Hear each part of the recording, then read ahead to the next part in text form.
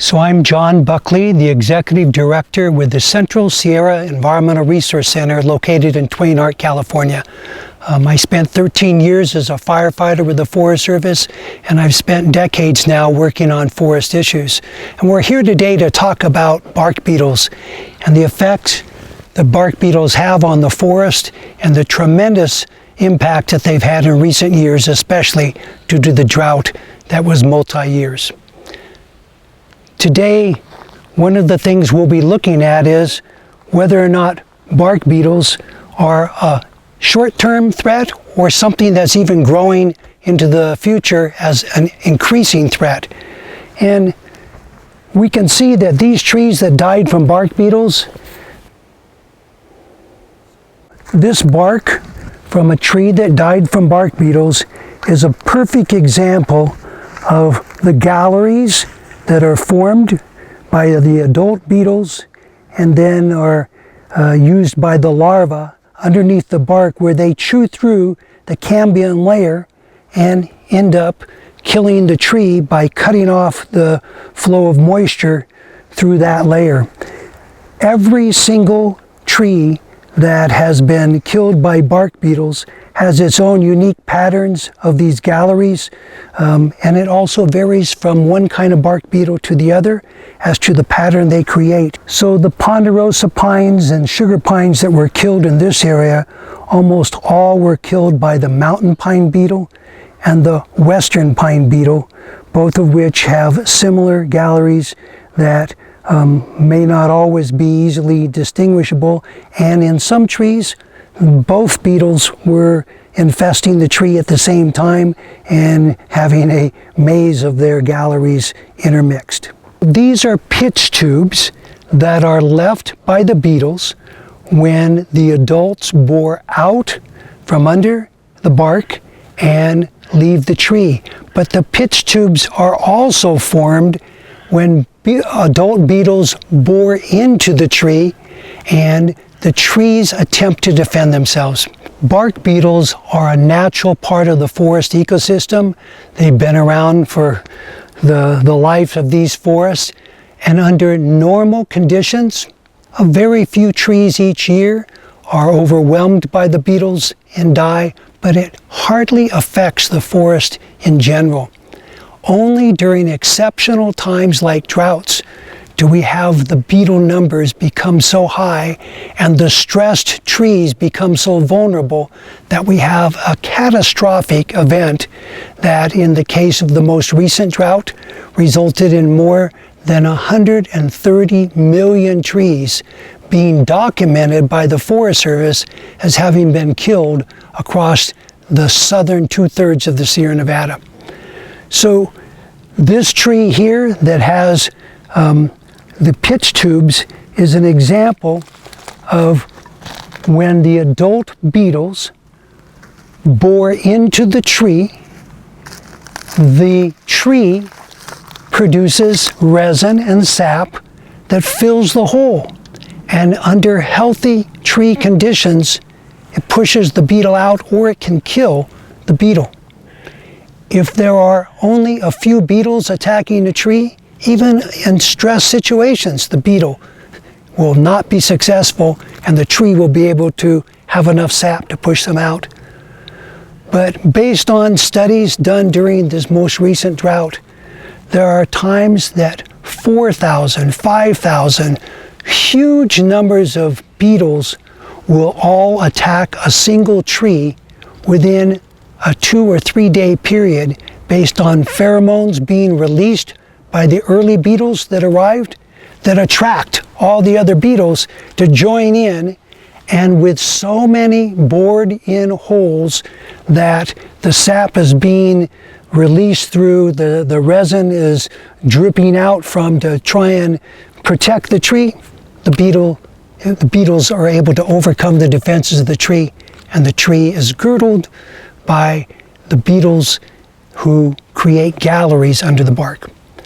So only under stressful conditions such as drought do huge numbers of trees end up being killed by beetles. Otherwise, in a year like this one, 2019, where there's been an exceptionally wet winter and spring,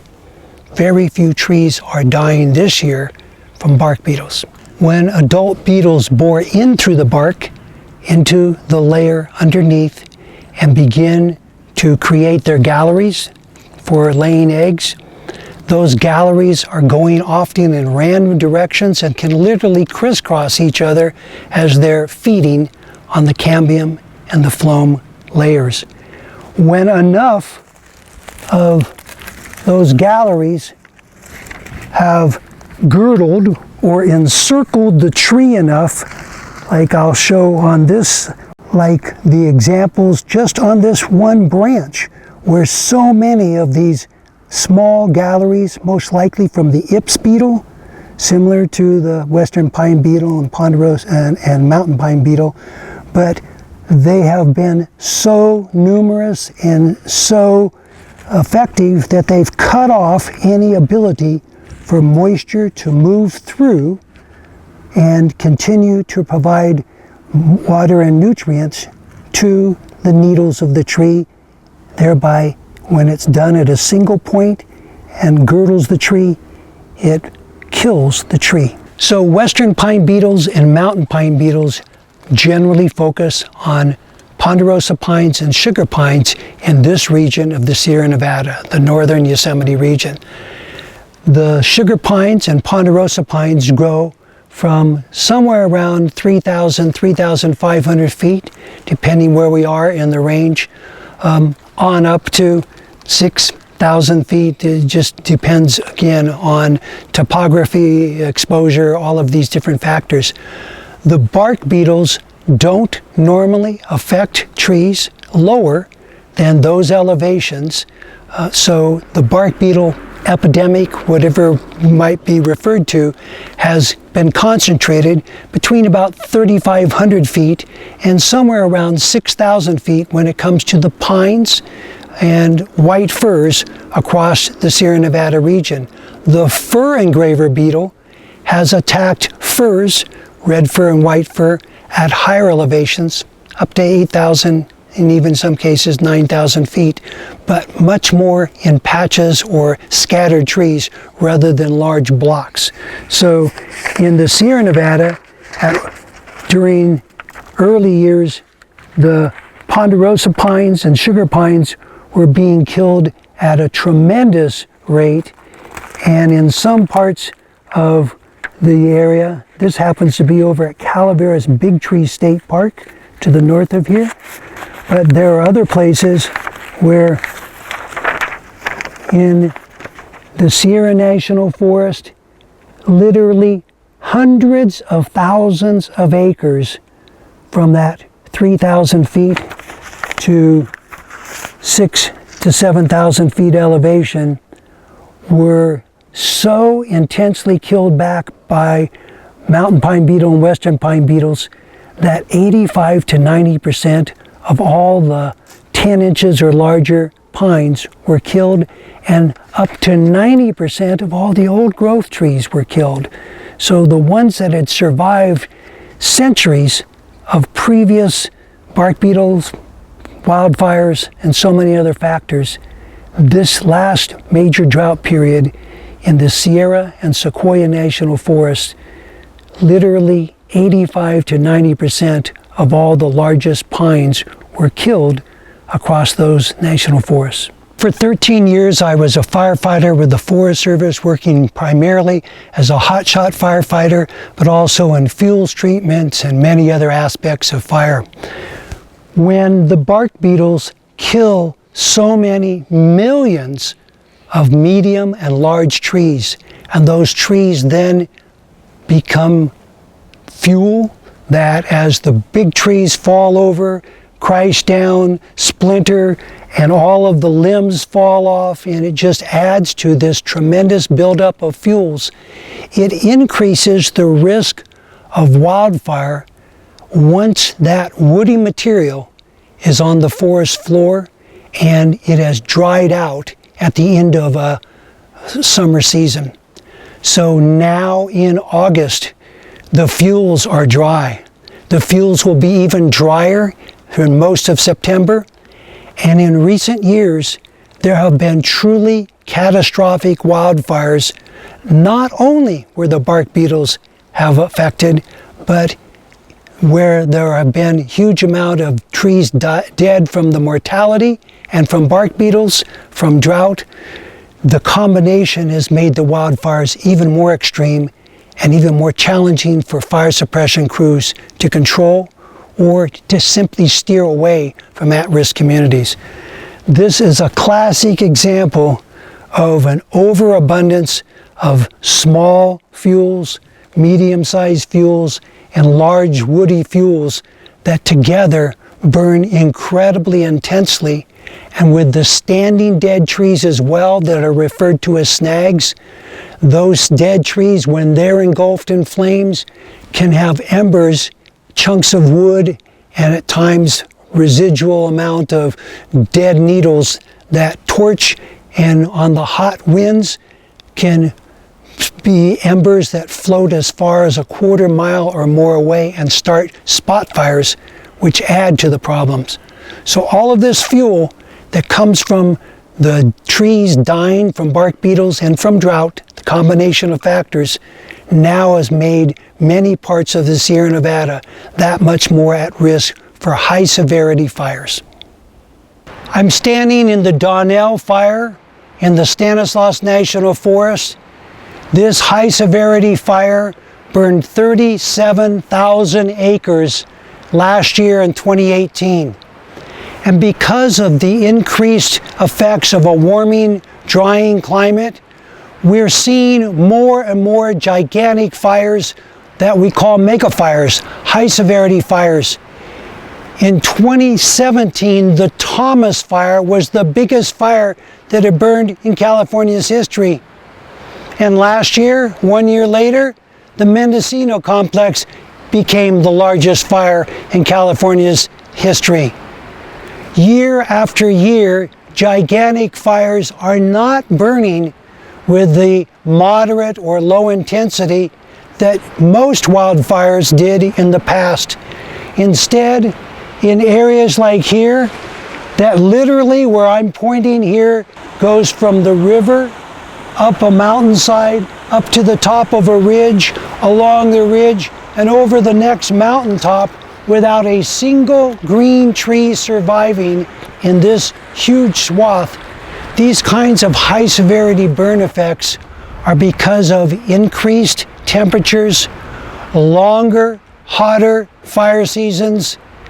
cooler conditions in some periods of the year, but overall a general trend of warming and drying that results in many situations of extreme fire behavior. So what we have here is something that never would be expected at this moderately high elevation in the forest. We have a forest area that is incinerated because of a fire that happened to have a wind on it and burned during a hot, dry summer season. High severity fires like this one are not simply caused by climate change. There are many factors. It's been decades of fuel buildup because in many cases the Forest Service or other forest managers have not allowed fire to burn naturally through to open up the forest and reduce some of the fuels. But the multi-years of drought that are directly resulting from extreme conditions resulting from climate change, and the amount of fuel that's built up from all the dead trees and all the dead brush and other plants makes fires like this even more intense, all the way to the tops of trees that can be 200, 300, 400 years old. The flames roasted, and instead of trees surviving and being able to reseed in many of these areas, there are vast swaths that have almost no surviving seed source and very little chance for a natural regeneration of the conifers that are so important. So especially in lower elevation of the forest, it's resulting in type conversion, and where we have beautiful forests today, many of those areas are becoming nothing but brush filled with scattered oaks, because the brush can burn over and over, and the conifers simply don't get regenerated to a point of surviving the fires before the next fire comes back through and kills them off. So in this portion of the Donnell fire, you can see how little forest habitat is left for those vulnerable wildlife species that really depend on forests. And as we have more and more high severity extreme fires that in some cases burn as much as 100,000 acres of forest habitat and change it, set it back to brush or new growth, many wildlife species are suffering. So whether it's the fisher, the marten, the Sierra Nevada red fox, or other fur bearers that are already at risk, major fires cause even more of a threat. So as I attend meetings with scientists for the Forest Service, Yosemite Park, and other agencies, the best available science is emphasizing that high severity fires and the amount of acreage in fires is directly being affected by a warming, drying climate. So this is an area of the National Forest which has had thinning logging treatments. It's also had fuel reduction treatments, and it's very open and park-like. Scientists believe this is more the natural norm historically. Bark beetles favor attacks on thick clumps of trees, especially when the trees are competing with each other for limited moisture. When the Forest Service treats in a fashion that creates openings, leaves the largest trees, creates some clumps and some patches, but mostly has scattered individual trees well spaced, it provides less stress, and the trees are more resilient against bark beetles or high-intensity fires. So as climate change makes forests more vulnerable for high-intensity fires, the Forest Service and other private lumber company owners as well can respond by thinning and opening up forests, still providing for plenty of growth of trees, but for creating conditions that are far less likely to have crown fires carry through thick, dense stands with flames moving quickly from one tree to the next. But the good thing also is this provides the diversity of habitat that's best for wildlife. So most wildlife species benefit by having some areas with closed canopy and clumps, other areas with openings, and other areas with scattered individual trees that provide the three basic kinds of habitat in some sort of mixture that allows species to choose where they want to spend their time.